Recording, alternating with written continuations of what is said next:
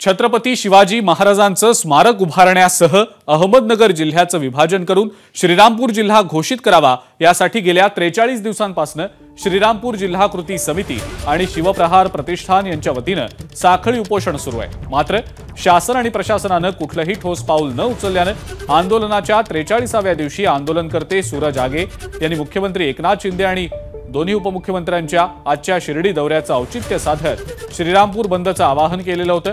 त्याला व्यापारी संघटनेने पाठिंबा दर्शवलेला आहे। आज शहर कडकडीत बंद ठेवून सरकारचं लक्ष वेधण्यासाठी आजचा हा बंद पुकारण्यात आलेला आहे। सरकारपर्यंत त्या ठिकाणी जर यांनी या श्रीरामपूरच्या नेत्यांनी इथल्यांनी पोहोचवलं नाही तर आचारसंहितेच्या आधी जर काहीतरी ठोस मिळालं नाही तर आम्ही एकतर मतदानावर बहिष्कार किंवा त्या ठिकाणी आम्ही सरकारच्या विरोधात त्या ठिकाणी सगळ्यांची चर्चा करून भूमिका घ्यायचा विचार घेऊ शकतो। त्यामुळे आम्हाला जर असं करायची त्या ठिकाणी वेळ येऊ देऊ नका। लवकरात लवकर शिव छत्रपतींचा पुतळा उभा राहा। आम्ही काय अल्लाउद्दीन खिलजीचा पुतळा उभा राहा असं म्हणत नाही। आम्ही काय रावणाच्या नावाचा जिल्हा करा असं म्हणत नाही। शिवाजी महाराजांचा पुतळा आणि प्रभू श्रीरामांच्या नावाने श्रीरामपूर जिल्हा मेरिटवर त्या ठिकाणी करावा अशी आमची मागणी। कारण श्रीरामपूर मध्ये जेव्हापर्यंत आरक्षण लागलं हे ठिकाणी पुढारींना आपले गप्प डोळे घेऊन झाकलेले, फक्त स्वतःचं कसं फायदा होईल एवढंच बघता। आणि ह्याला वाटतं आम्ही श्रीरामपूर मध्ये जिल्ह्याच्या पुढे आलो तर आमच्या काही जमिनीवर काही चौकशी लागणार का? मेन कारण तिकडे पुढारी श्रीरामपूरचे।